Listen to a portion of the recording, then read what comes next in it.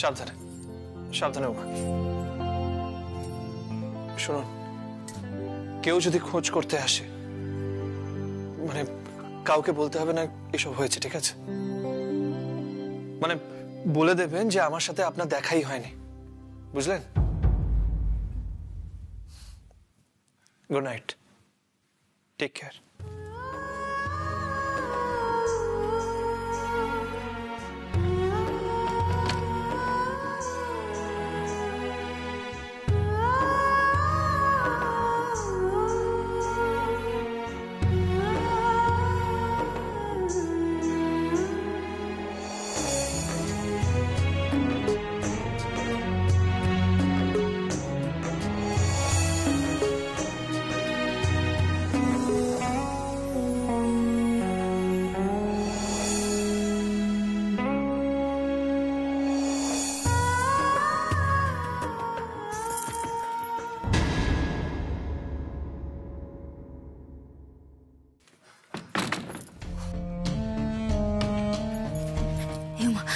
বাইরে না সবাই জেগে গেছে।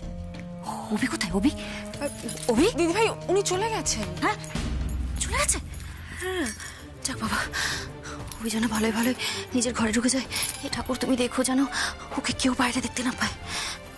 মা, বাইরে প্রচন্ড ঝামেলা হচ্ছে, সবাই মিলে বলাবলি করছে যে আগুন কি করে লাগলো, কে লাগালো আগুন, আর সেই সময় তোরা কোথায় ছিলিস?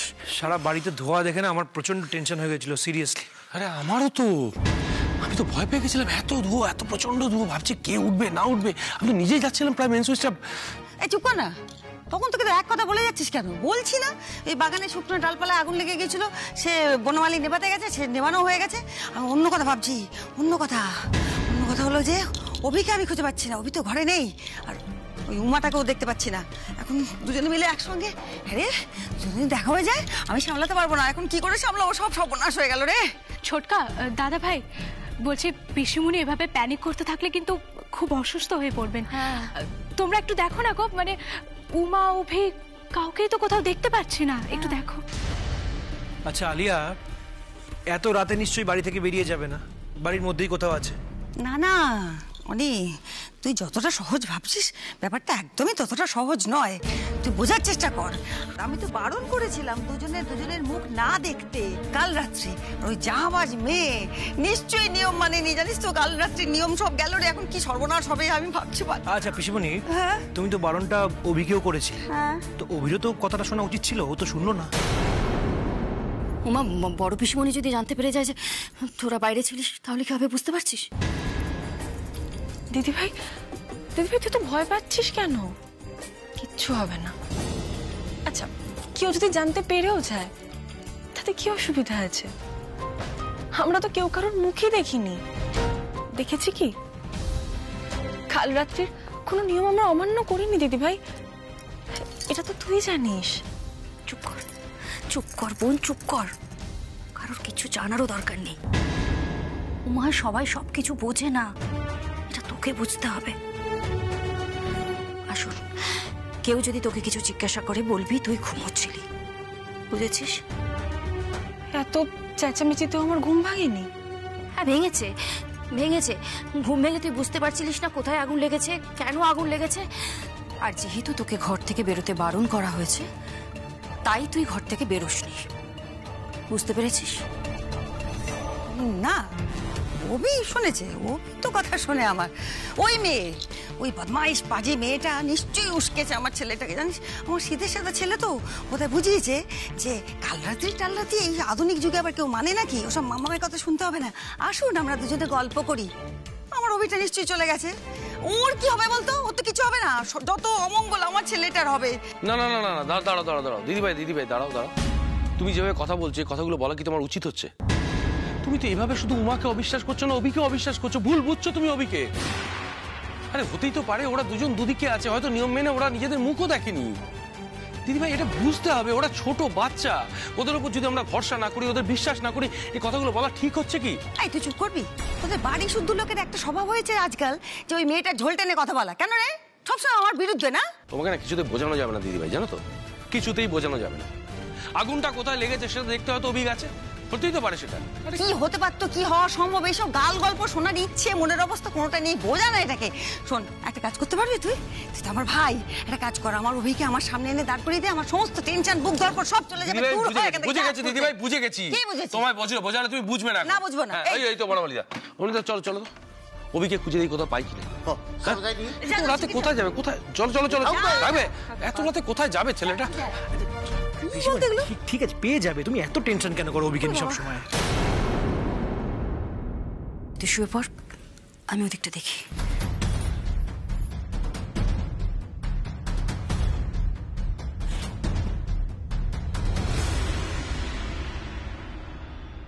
বাহ, খুব খুশি মনে হচ্ছে তুই। অভিমন্যু বাবু কোলে তুলে নিয়েছেন, পদসেবা করে দিয়েছেন, তা থেকে তুই গোলে স্বপ্ন দেখা শুরু করে দিলি নাকি উমা? করিস না, এই ভুল করিস না। বড়লোক বাড়ির উচ্চ শিক্ষিত ছেলে উনি, তুই তার মুখেরও যোগ্য না। বোকার মতো তাকে নিজের ভাবিস না উমা।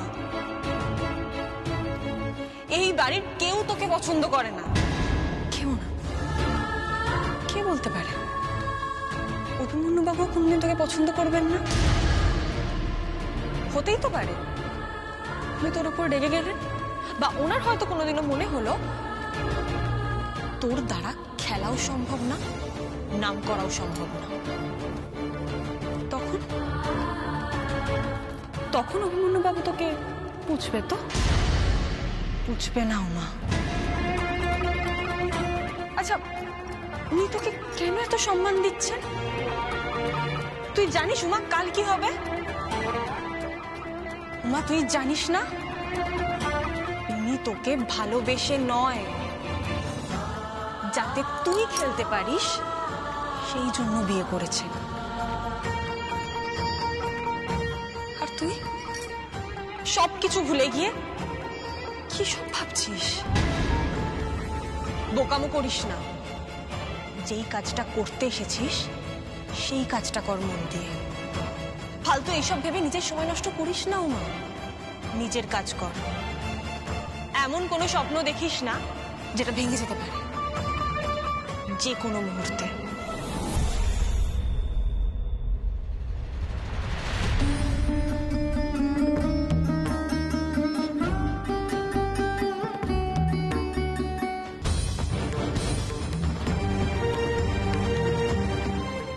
না না,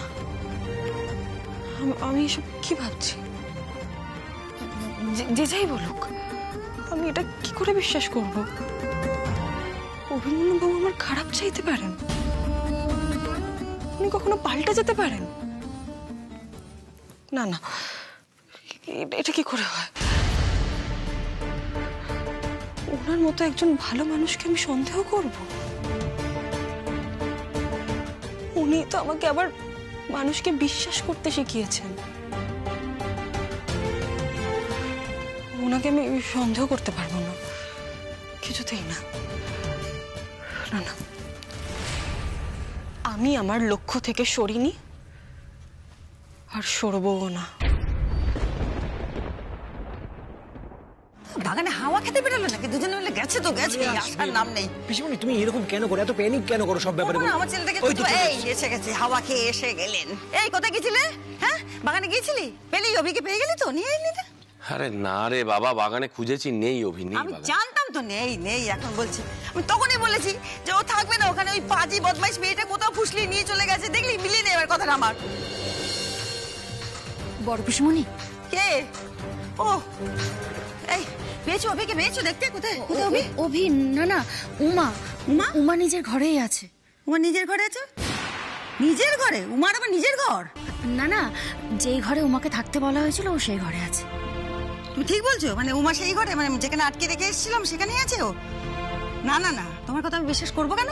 তুমি তো উমার দিদি, মিথ্যে কথা বলছো। উমা ঘরে নেই, উমা ঘরে থাকতেই পারে না। এই বনমালী, আমার খুব ভুল হয়ে গেছে জানো তো। তোমাকে বাগানে না পাঠিয়ে উমার ঘরে পাঠানো উচিত ছিল, উমা ঘরে আছে কিনা দেখবার জন্য। এখন তো কিছু করার নেই। না না বড় পিসমণি, আমি কেন মিথ্যে কথা বলবো? আমি নিজে গিয়ে দেখে এলাম, উমা ঘরে ঘুমোচ্ছে। না, মিথ্যে কথা বলছি। আচ্ছা, ঠিক আছে পিসিমণি আমি মিথ্যে কথা বলছি, উমা ঘরে নেই, থাকতেই পারে না। ও কেন মিথ্যে কথা বলতে যাবে? তো অভি কোথায় গেল? ও নিশ্চয়ই উমাকে দেখে এসেছে, তাই জন্যই বলছে। এখন আমাদের চিন্তা অভিকে নিয়ে, অভি কোথায় গেল? ঠিকই এই বলেছো। তোমার ছেলেটা কোথায় গেল বলতো? কি হয়েছে? Any problem?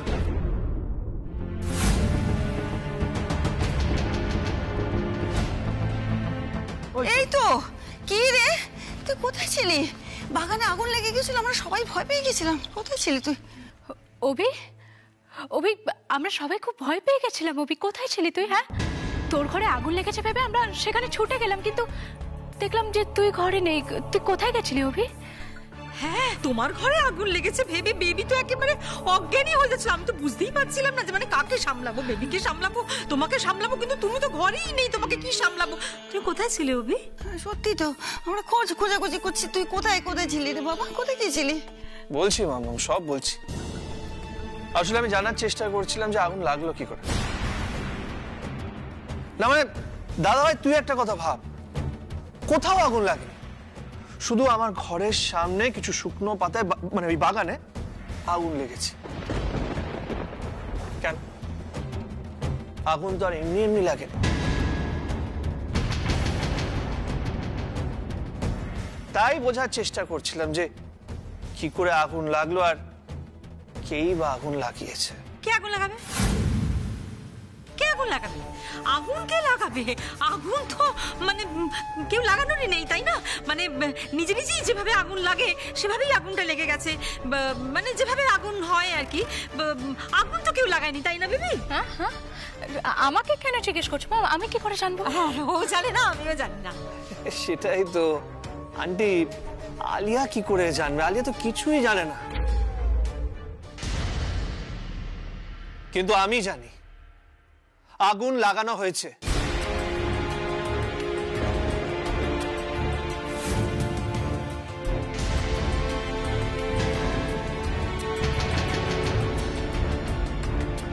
এইসব করে ভাবা হয়েছে যে আমি ঘর থেকে বেরিয়ে যাব, নিশ্চয়ই এইসব শুনে উমা প্যানিক করবে, ছুটে ছুটে আমাকে দেখতে আসার চেষ্টা করবে, আর আমরা মুখোমুখি হয়ে যাব, আর কাল রাত্রির সব নিয়ম ভেঙে যাবে। কে আলিয়া?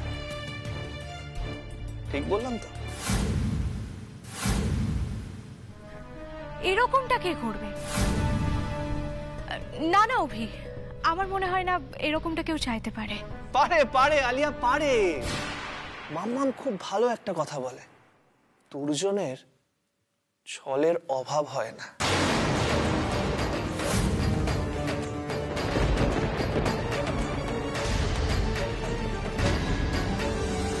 অভি, তুই এই কথাগুলো বলার সময় আমার দিকে এরকম তাকাচ্ছিস কেন রে? না মানে এখন যাই হয় আমি দেখি যে তুই আমার দিকে এরকম একটা লুক দিস কেন, বুঝি না। আমিও বুঝি না রে, মানে আমি বুঝতেই পারি না ভালো থাকতে লোকের প্রবলেম কিসে, আর বিশ্বাস ভাঙতেই বা কিসের মজা। কিন্তু একটা কথা আমি সবাইকে বলে দিচ্ছি, যে বা যারা এই কাজটা করেছে, আজ না হোক কাল তাকে তো আমি ধরে ফেলবই। কারণ সে শুধু ওই বাগানে আগুন লাগানোর চেষ্টা করেনি, আগুন লাগানোর চেষ্টা করেছে আমাদের পরিবারে। চেষ্টা করেছে অকারণে উমাকে দোষী প্রমাণিত করার, মামামের চোখে তাকে ছোট প্রমাণিত করার, আর সেটা তো আমি মেনে নেব না। তাই আজ না হয় কাল তাকে আমি খুঁজে বের করবই। এনিওয়েজ মামাম, তুমি একদম চিন্তা করো না, আমি আর উমা একে অপরের মুখ দেখিনি মাম্মা। কাল রাত্রি সব নিয়ম আমরা অক্ষরে অক্ষরে পালন করছি। চিন্তা করো না। আর বাকিদের একটা কথা বলে রাখি, তোমরা সবাই একটু ভেবে দেখো কিন্তু যে কে বা কারাই আগুনটা লাগিয়েছে, কাদের এরকম কুমতলব। চলো, অনেক রাত হয়েছে, গুড নাইট।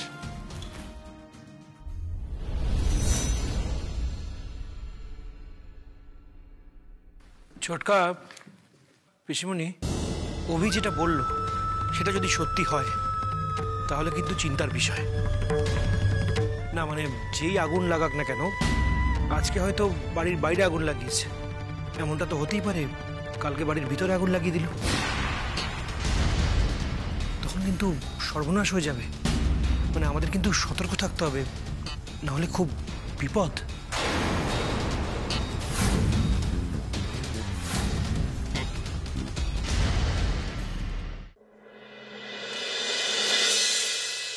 হ্যাঁ মা, আরে আমাদের সামর্থ্য অনুযায়ী যেটুকু দেবার সেটা তো দেবই।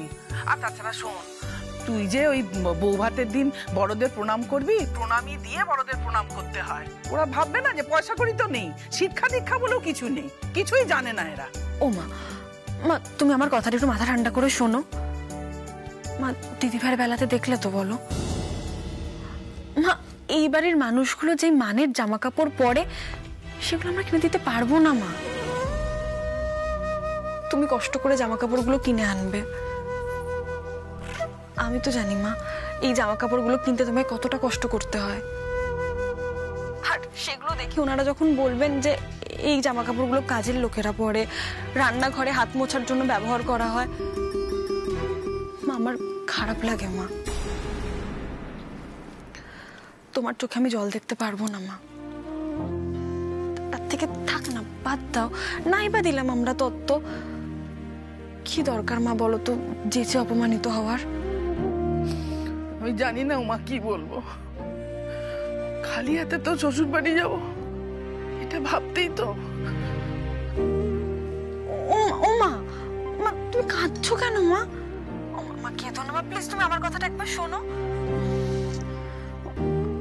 ও মা, মা একটা কাজ করো, দেখো এই বাড়ির বড় তো দাদু ঠাম্মি, তাই তো? মা তুমি যদি পারো তুমি দাদুর জন্য একটা সুন্দর ধুতি পাঞ্জাবি আর ঠাম্মির জন্য একটা সুন্দর শাড়ি কিনে এনো, ঠিক আছে মা? আমি যখন গুরুজনদেরকে প্রণাম করব তখন প্রণামী হিসেবে এটা দিয়ে আমি ওনাদের আশীর্বাদ নেব, ঠিক আছে শান্তি? আর বাকিদের? মা একটু অপেক্ষা করে যাও না মা, তোমার উমা নিজের পায়ে দাঁড়াবে, নিজে রোজগার করবে, তখন এই বাড়ির সবাইকে পছন্দ মতো জামা কাপড় কিনে দেবে।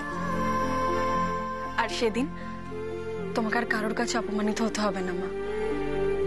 তোমার মাথা আমি নত হতে দেব না, কথা দিচ্ছি।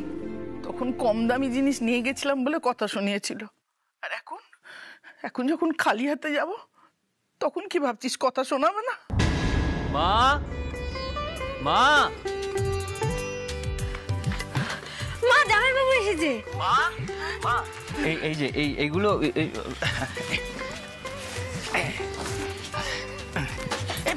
ঠিক আছে, আপনি কেমন আছেন? ভালো আছি। আচ্ছা ছোট শালি, আমার একটা কাজ করে দাও তো, তুমি গাড়িতে যাও, গাড়িতে এরকম আরো অনেক প্যাকেট আছে, বাইরে আছে। Thank you. পরে কথা বলছি, যাচ্ছি। আচ্ছা কেন মা, মানে কি হয়েছে? কে এসেছে? বড় জামাই হুট করে চলে এসেছে, সঙ্গে করে অনেক কাপড়ের প্যাকেট এনেছে, বুঝতে পারছি না, পরে কথা বলবো, রাখি। ও মা তুমি একবার জামাইবাবুকে ফোনটা দাও তো। বাবা, হ্যাঁ উমা কথা বলবে তো? হ্যাঁ ম্যাডাম বলুন। বলবে তো তুমি, হঠাৎ জামা কাপড় শাড়ি নিয়ে গেলে কেন ওই বাড়িতে? মানে কার জন্য? ইয়ে বলা বারণ। কার বারণ? অর্জুনের। জামাই বাবু তুমি হেয়ালি করছো কেন বলো তো? নো হেয়ালি ম্যাডাম, অনলি হুকুম তামি। আমাকে আমার অর্জুন মানে মিস্টার অভিমন্যু আচার্য বললেন যে শোন ভাই, তুই একটা বড় ভালো দোকানে যাবি, তারপর সেখান থেকে দামি দামি জামা কাপড় কিনবি, তারপর সেই জামা কাপড়গুলো উমাদের বাড়িতে নিয়ে আসবি, তারপর ব্যবস্থা করবি যাতে ওই জামা কাপড়গুলো দিয়েই তত্ত্ব সাজানো হয় এবং সেই তত্ত্ব যেন আচার্য বাড়িতে গিয়ে পৌঁছয় এবং বাকি সময়টা মুখে আঠা লাগিয়ে থাকবে। সুতরাং আপনার যদি কিছু প্রশ্ন থাকে আপনি এই প্রশ্নের উত্তরগুলো ওই অর্জুনের কাছ থেকে জেনে নেবেন, কারণ আমার মুখে আঠা আমি দিলুম। হ্যালো,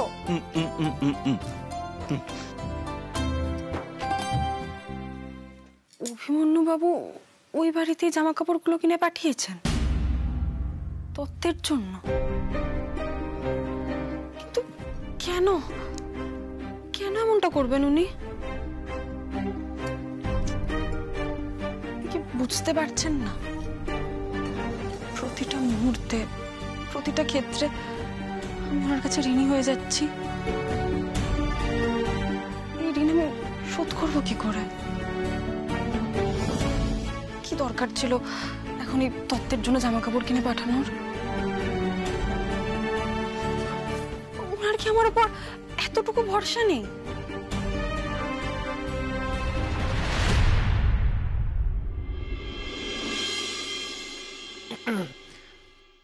কি হয়েছে? মাথা গরম? না মানে এবার ক্রিকেট ছেড়ে কি আপনার বক্সিং করতে ইচ্ছে করছে? দেখুন, সব বিষয় নিয়ে ইয়ার্কি মজা কিন্তু আমার ভালো লাগে না। খুব মজা লাগছে না আপনার? কি ভাবছেন আপনি? ওই বাড়ির লোকগুলো যাতে এই বাড়িতে এসে অপমানিত না হয় তার সমস্ত ব্যবস্থা আপনি করে দিয়েছেন, তাই তো? কিন্তু এটা করে আপনি যে আমাকে আর আমার বাড়ির লোকগুলোকে অপমান করলেন সেটা বুঝতে পারছেন না? অভিমন্যুবাবু, আমার আত্মসম্মানে লেগেছে। আপনি এটা কেন করলেন বলুন তো? মানে আমি তো নিজের পায়ে দাঁড়িয়ে এগুলো কিনে দিতে পারতাম। আমি কি কিছু বলতে না পারি? পারেন না। পারি না, বলুন। বলবে তো এবার এই বাড়ির লোকজন। আপনি বুঝতে পারছেন এই ব্যাপারটা জানাজানি হলে কি হবে? আমার মা, মিষ্টি আম্মা সবার সম্মান ধুলোয় মিশে যাবে অভিমন্যুবাবু। সবাই ছি ছি করবে, বলবে অভি তার শ্বশুর বাড়ির লোকের সম্মান বাঁচানোর জন্য নিজের টাকায় তত্ত্ব কিনে দিয়েছে। কিন্তু আমি তো নিজের শ্বশুর বাড়ির জন্য কিছু করিনি। মানে ব্যাপারটা বোঝার চেষ্টা করুন। মা আমাকে ক্লিয়ারলি বলে দিয়েছে, অভি, উমাকে বিয়ে করে বাড়িতে নিয়ে এসেছিস, এবার দেখে নিস উমা যেন কারোর কাছে ছোট না হয়, ওর বাড়ির লোকজন যেন কোনোদিনও অপমানিত না হয়। আমি তো শুধু নিজের মায়ের কথা অক্ষরে অক্ষরে পালন করছি, তাই এইসব অ্যারেঞ্জমেন্টস করলাম, বুঝলেন? আচ্ছা ঠিক আছে ঠিক আছে, এইবার যদি মিসেস উমা আচার্য মনে করেন যে পুরো টাকাটা উনি লোন হিসেবে নেবেন, তাহলে নেবেন, আমাকে ঠিক সময় আপনি রিপে করে দেবেন। না মানে এইসব ব্যাপারে কিন্তু আমি খুব স্ট্রিক্ট, বুঝেছেন তো? আপনি যখন রোজগার করা শুরু করে দেবেন তখন সুদ সহ আমাকে পুরো টাকাটা ফেরত দিবেন, ওকে? দেখুন, আমিও চাই যে আপনি নিজের যোগ্যতায় কুটুম সেবা করবেন, তাই তো ধার দিলাম। মানে আপনি তো আমার বন্ধু, তাই না?